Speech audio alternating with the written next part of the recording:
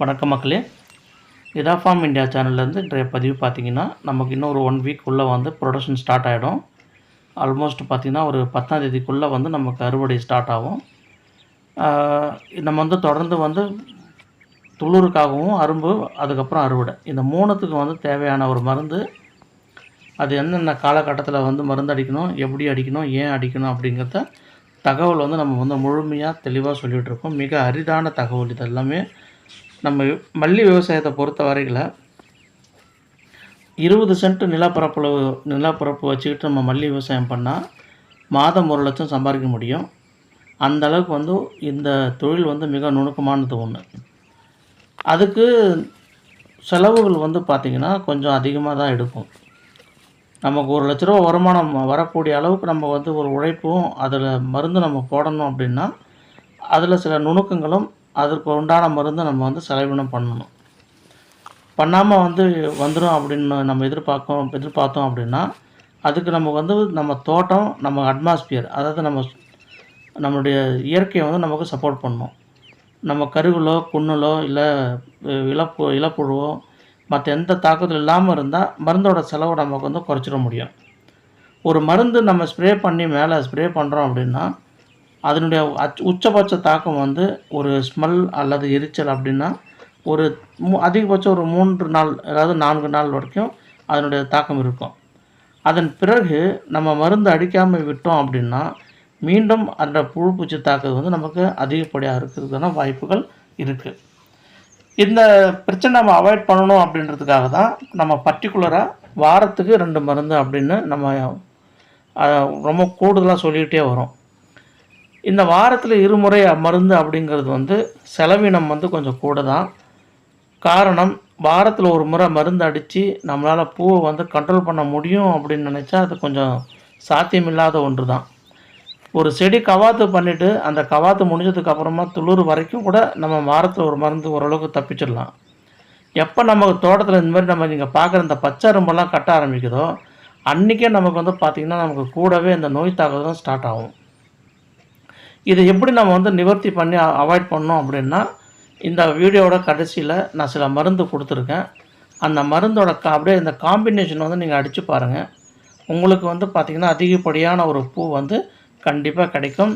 நான் வந்து இந்த காம்பினேஷனில் நான் அடித்து எனக்கு வந்து 30 சென்ட்டில் வந்து பார்த்திங்கன்னா எனக்கு வந்து ஒரு நாளைக்கு அதிகபட்சம் 30 கிலோ பூ மேலே நான் அறுவடை பண்ணியிருக்கேன். அதனால் இந்த காம்பினேஷன் நீங்கள் பண்ணி பாருங்கள். நான் ஒவ்வொரு முறையும் ஒரு காம்பினேஷன் நான் மாற்றிக்கிட்டே இருப்பேன். அதனால தான் நம்ம வீடியோவில் வர மருந்தோட காம்பினேஷனும் சரி, மருந்தோட ஃபோட்டோவும் சரி, உங்களுக்கு வந்து நிறைய தகவல், நிறைய உங்களுக்கு வந்து இன்ஃபர்மேட்டிவ் வந்து இருந்துக்கிட்டே இருக்கும். இது ஏன் நீங்கள் மாற்றிக்கிட்டே இருக்கீங்க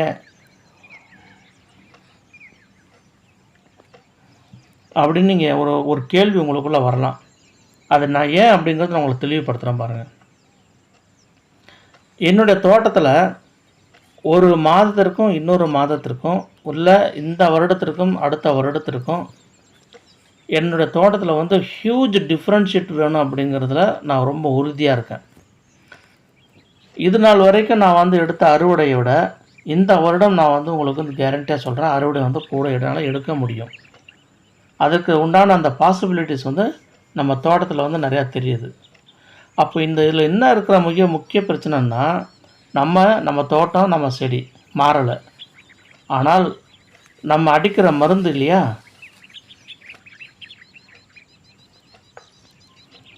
நம்ம அடிக்கிற மருந்து, அந்த பிராண்டு, சில நேரங்களில் நம்ம அந்த அடிக்கிற அந்த பிராண்டு நம்ம எதிர்பார்க்குற அளவில் வந்து இல்லை. ஒரு புது பிராண்டு வருது, இதை விட அது நல்லா ரெஸ்பாண்ட் பண்ணும். உதாரணத்துக்கு பார்த்திங்கன்னா நைட்ரோபென்சன், இந்த பென்ஸ் அப்படிங்கிற ஒரு கம்பெனி வந்து நானும் உங்கள்கிட்ட ஒரு வீடியோ போட்டிருந்தேன்.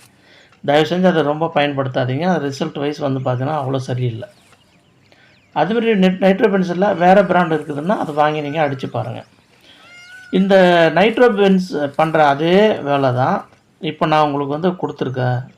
அதில் MC set 1, MC extra 1.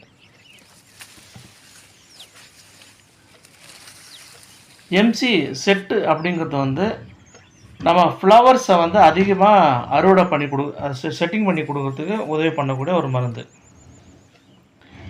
MC extra அப்படிங்கிற ஒரு மருந்து பார்த்திங்கன்னா அதிகப்படியான பூவை வந்து உற்பத்தி பண்ணி தரக்கூடிய ஒரு மருந்து. அது ரெண்டுத்துக்குள்ள வித்தியாசம் இருக்குது.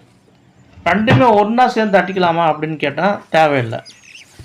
இப்போது நம்ம ஒரு பூ வந்து இப்போ அரும்பு, அதாவது கவாத்து பண்ணியாச்சு, துளிருக்கு வந்து அதிகப்படியான மருந்து நம்ம அடித்தாச்சு. ஏன்னா துளிருக்கு நம்ம வந்து ஒரு 10-12 வீடு நான் வந்து ரெகுலராக போட்டிருக்கேன். மார்ச் மாதம் ஆரம்பித்து ஏப்ரல் மாதம் வரைக்கும் நான் போட்டுட்டு தான் இருக்கேன். நீங்கள் புதுசாக பார்க்குற நண்பர்களாக இருந்தீங்கன்னா நீங்கள் தயவு செஞ்சு மார்ச் மாதம் உள்ள வீடியோலாம் நீங்கள் கொஞ்சம் எடுத்து பாருங்கள். சேனலோட பேர் வந்து நிதா ஃபார்ம் இந்தியா. இப்போ நம்ம துளிருக்கு அடித்தாச்சு. இப்போ அரும்புக்கு நம்ம மருந்து அடிக்கும்போது அதுக்கு தேவையான ஒரு வீடியோவும் நான் வந்து பதிவிறக்கம் பண்ணியிருக்கேன். அதுவும் நம்ம சேனலில் இருக்குது, அதுவும் பார்க்கலாம். இப்போ நம்ம லேட்டஸ்ட்டாக நான் என்ன அடிச்சிருக்கேன் அப்படிங்கிறது தேவை, அதனோட இன்ஃபர்மேஷன் தேவை. லேட்டஸ்ட்டாக நீங்கள் என்ன பண்ணீங்க, உங்களுக்கு இப்படி துளிர் வந்து இது அரும்பு வந்திருக்கு அப்படின்னு நீங்கள் விருப்பப்படுறவங்க இந்த வீடியோவை கண்டினியூ பண்ணுங்கள். இதில் நான் என்ன பண்ணேன்னா, முதல்ல வந்து எம்சி செட்டு இருக்கு இல்லையா, அதை நான் என்ன பண்ணேன்னா ஒரு லிட்டருக்கு 2.5 ml அல்லது ஒரு 3 ml இந்த மாதிரி ஒரு கணக்கில் நான் வந்து ஒரு லிட்டருக்கு 3 ml எடுத்துக்கிட்டேன். இந்த 3 ml கூட பேந்தால் வந்து 2 ml ஒரு லிட்டருக்கு. அதுக்கப்புறம் வந்து பார்த்திங்கன்னா நம்ம அந்த இன்டர்பீடு கம்பெனி டிபிஎஸ்எஃப் இன்டர்பீடு கம்பெனி இருக்கு இல்லையா, அது வந்து பார்த்திங்கன்னா ஒரு லிட்டருக்கு 1 ml. அதே மாதிரி தைமத்தேசியம் ஜெல்லி இருக்கணும், அது வந்து பார்த்திங்கன்னா ஒரு லிட்டருக்கு 2 ml இது எடுத்துக்கிட்டேன். இது கூடவே நான் என்ன எடுத்தேன், அதாவது தைமத்தேசியம் வந்து பார்த்திங்கன்னா லிக்விட் ஃபார்மேஷன் இருக்குது, உங்களுக்கு வந்து சேமியா வடிவத்தில் இருக்கிற அந்த வடிவத்தில் இருக்குது. பட் ரெண்டுமே நல்ல சிறப்பான ஒரு ரிசல்ட் தான். நீங்கள் அந்த லிக்விட் ஃபார்முலேருந்து தான் 2 ml, நீங்கள் சேமியா வடிவத்தில் இருக்கிறதா 2 கிராம், இதான் கணக்கு. இதை கூட நீங்கள் என்ன சேர்த்துக்கலாம் அப்படின்னா சல்ஃபர் வந்து ஒரு லிட்டருக்கு 3 கிராம் எடுத்துக்கோங்க. எடுத்து முதல்ல வந்து ஒரு மருந்து அடித்து விட்ருங்க. அடித்த பிறகு நீங்கள் மறுபடியும் வந்து ஒரு 1 வீக்கு இல்லை 4 days 5 days கழித்து பார்த்தீங்கன்னா உங்களுக்கு ஓரளவு துளிர் வந்து எடுக்க ஆரம்பிச்சிருக்கோம். துளிரும் அது கூட அரும்பும் எடுக்க ஆரம்பிச்சிருக்கோம்.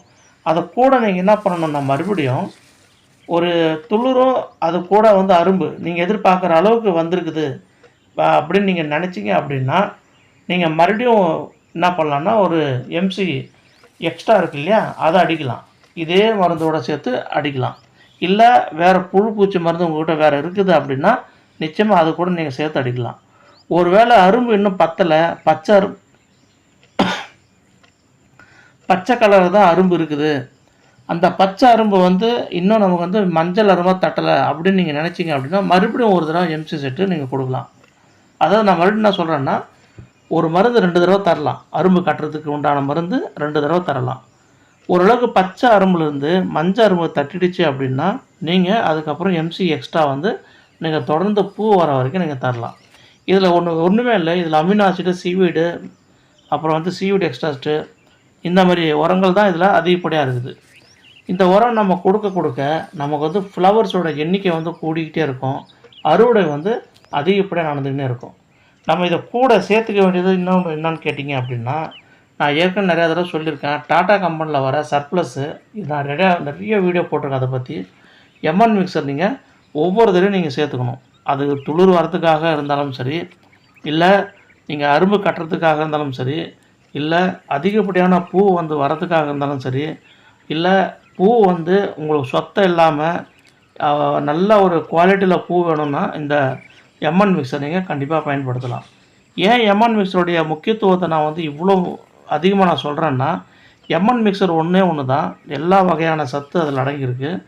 குறிப்பாக பூவுக்கு தேவையான அந்த சத்து அதில் இருக்குது. பூவை வந்து என்றைக்குமே வந்து குறைய இல்லாமல் கொடுக்கக்கூடிய ஒரு மருந்து என்னன்னு கேட்டிங்கன்னா எம்என் மிக்சர். இப்போ நம்ம வந்து தொடர்ந்து இந்த வீடியோ நம்ம பார்க்குறதுனால சில பேருக்கு வந்து பார்த்திங்கன்னா என்ன பண்ணுறது, இவ்வளோ மருந்து இருக்குது, இவ்வளோ விஷயம் இருக்குது, நம்ம எப்படி ஃபாலோ பண்ண போகிறோம் அப்படிங்கிற ஒரு கன்ஃபியூஷன் ஸ்டேஜுக்கு வரீங்க. ரெண்டாவது கமெண்ட்ஸில் பார்க்கும்போது கருகள் இருக்குது, கொன்னல் இருக்குது, தோட்டத்தில் வந்து மஞ்சளாக இருக்குது அப்படின்னு நீங்கள் சொல்லியிருக்கீங்க.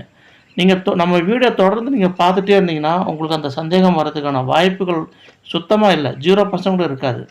ஒரு தோட்டம் வந்து மஞ்சள் கலரில் இருக்குது, அந்த தோட்டத்தில் மஞ்சள் கலரில் இருக்குது அப்படின்னா அதில் வந்து கண்டிப்பாக இரும்பு சத்து பற்றாக்குறை தான். அதுக்கு பேர் வந்து நம்ம கெமிக்கல் வைஸ் என்ன சொல்லுவாங்க அப்படின்னா, ஃபெரஸ் சல்ஃபேட்டோட டெஃபிஷியன்சி தான் அதுக்கு பிரச்சனை.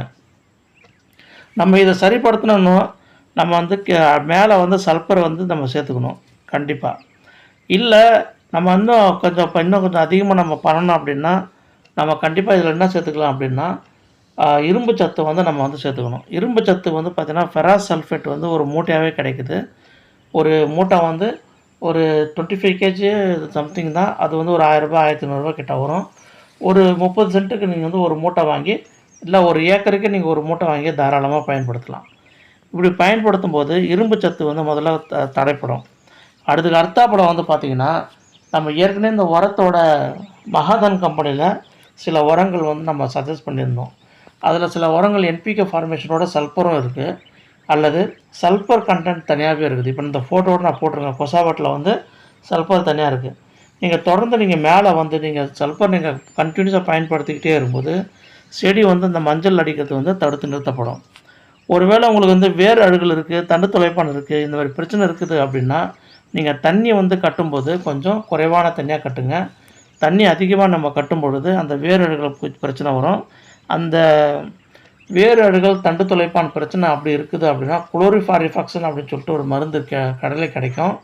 நீங்கள் கேட்டிங்கன்னா அவங்களே கொடுப்பாங்க. அந்த மருந்தை நீங்கள் வாங்கிட்டு வந்து நீங்கள் ஸ்ப்ரேயோடு சேர்த்து அது நீங்கள் அடிக்கலாம். ஒரு ஸ்ப்ரே நீங்கள் பண்ணும்போது குறிப்பாக ஒரு மாலை நேரத்தில் ஒரு 2-3 மணிக்கு நீங்கள் பண்ணிங்கன்னா தான் உங்களுக்கு உச்சி வெயிலும் இருக்கும். அதுக்கு அடுத்தது இந்த பனியோட தாக்கம் இல்லாமல் இருக்கும். பனியோட தாக்கத்தோடு சேர்த்து இந்த இரவு நேரங்களில் வந்து ஒரு புழு பூச்சித்த தாக்குதல் வந்து ரொம்ப கூடுதலாக இருக்கும். அந்த தாக்கத்தை நம்ம அவாய்ட் பண்ணணும் அப்படின்னா, நம்ம கண்டிப்பாக இந்த மாதிரி ஈவினிங் நேரத்தில் அடித்தா தான் அந்த தாக்குதல் வந்து குறைக்க முடியும். காலையில் நம்ம அடிச்சிட்டோம் அப்படின்னா, ஒரு வேளை நம்ம அடிக்கிற மருந்தில் போதுமான அளவுக்கு சத்து இல்லை. இப்போ பென்தால், டிபிஎஸ்எஃப், தைமோத்தசியம், சல்ஃபர் இந்த மருந்து அடிக்கும்போது கண்டிப்பாக அதனோட தாக்கம் 3-4 நாளைக்கு இருக்கும். சில மருந்து சிமோடிசிஸ், அப்புறம் கிரேசியா இதெல்லாம் நம்ம அடிச்சோன்னா ஒரு வாரம் தாங்கும் அந்த மருந்து. ஏன்னா அந்த எரிச்சல் இருக்கும். எரிச்சலோட சேர்த்து பார்த்திங்கன்னா அந்த மருந்தோட ஸ்மெல் இருக்கும்.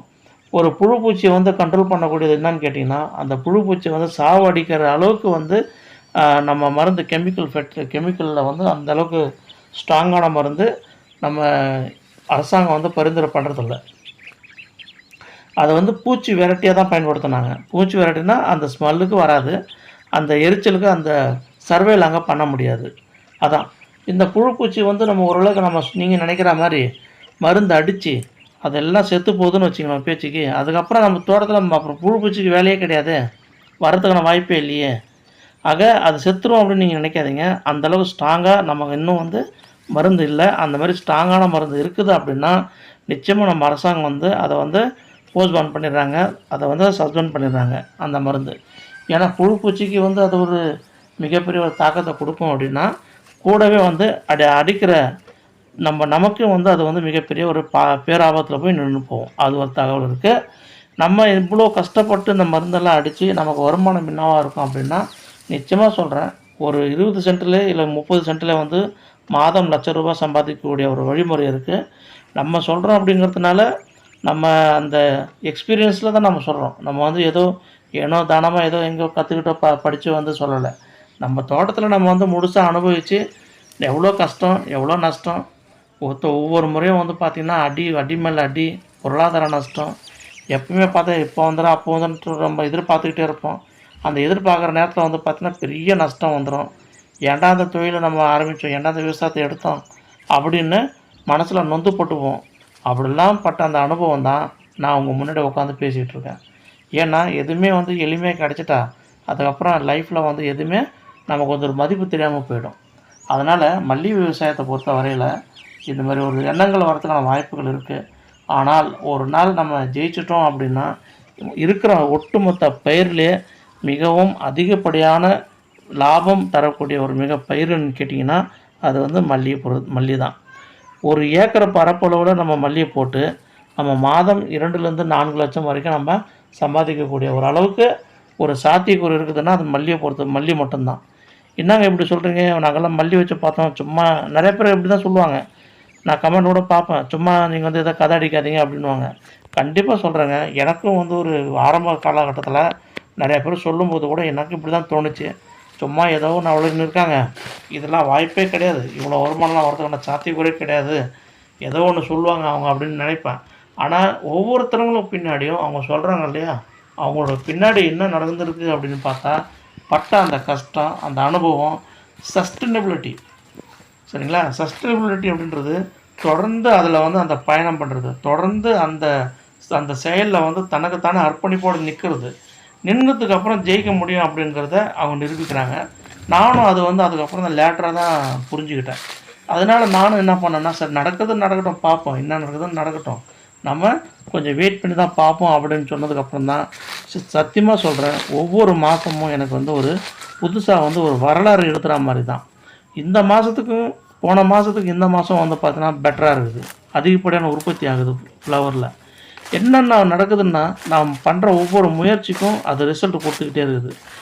புதுசாக நம்ம தேடி தேடி அதை எப்படி பயன்படுத்தணும், ஓரளவுக்கு நமக்கு புரிதல் வந்தாச்சு. இப்போ நான் உங்கள்கிட்ட சொன்னேன் இல்லையா, கொஞ்சம் நீங்கள் வாங்கி அடித்து பாருங்கள், தோட்டம் எப்படி இருக்குதுன்னு பாருங்கள். இப்போ நான் என்ன பண்ணேன், என்னோடய 1.5 ஏக்கரை 3 பாகமாக பிரித்து, 1 ஏக்கர் ஒரு 50 சென்ட் மட்டும் நான் வந்து வெளியிலேருந்து மருந்து வாங்கிட்டு வந்து அடித்து பார்த்தேன். நான் ரெகுலராக அடித்த மருந்தை விட இதில் எனக்கு இதில் வந்து உதாரணம் பார்த்திங்கன்னா, ஒரு 500 கிலோ பூ வரும்னு வச்சிங்களேன், 1 ஏக்கரில் 50 சென்ட்டில் அந்த 500 கிலோ பூ வரும்னு நினைக்கிறேன். அப்போது நான் ரெகுலராக அடிச்சுக்கிட்டு இருந்த மருந்தை விட நான் இப்போ புதுசாக அடிச்சிருக்கிற மருந்து எனக்கு போன தடவை விட இந்த தடவை அதிகமாக லாபம் கிடைச்சிருக்கு. இப்போ பாருங்கள், இலையுதிர் காலம்லாம் முடிஞ்சு இதுக்கெல்லாம் நம்ம வந்து கொஞ்சம் ஊட்டச்சத்துலாம் போட்டிருந்தோம் தென்னை மரங்களுக்கு. அதனோட ரிசல்ட் வந்து பார்த்திங்கன்னா எக்ஸ்ட்ரீம் லெவலில் காட்டிகிட்ருக்கு. இறைவன் அருளில் இதனுடைய வருமானம் நமக்கு வர ஆரம்பிச்சது அப்படின்னா தென்னை மரங்களில் நிச்சயமாக நமக்கு இன்னொரு மிகப்பெரிய ஒரு ஜாக்பாட் இருக்குது. அதனால் நம்ம எப்போயும் விவசாயத்தை நண்பர்களை பிரித்து பண்ணணும். ஒன்றுத்துக்கு மட்டும் நம்ம நம்பி விவசாயம் பண்ணணும் அப்படின்னு நினைக்கும்போது சில நேரங்களில் நமக்கு அது சர்க்கிள் வர செய்யும். அதனால தான் நம்ம வந்து மரங்களை நம்பி விவசாயம் பண்ணணும். கூட இந்த மாதிரி சிறு பயிர் விவசாயம் பண்ணோம். நான் சொன்ன எம்சி செட்டு வந்து அரும்பு கட்டும், எம்சி எக்ஸ்ட்ரா வந்து பார்த்திங்கன்னா அரும்பை வந்து அதிகப்படியாக கொடுக்கும். இது வந்து பார்த்திங்கன்னா நம்ம பச்சை பூச்சி கொசு எல்லாத்துக்கும் வந்து சூப்பராக தடுக்கக்கூடிய மருந்து. இது முடக்கு கோழிப்பேனு மிக சிறப்பான ஒரு மருந்து. இது பார்த்திங்கன்னா காம்பு சுரக்கும், புண்ணல் இதெல்லாம் இருக்கும். நன்றி நண்பர்களே, வாழ்க வளமுடன். Please subscribe to my channel. Thank you so much.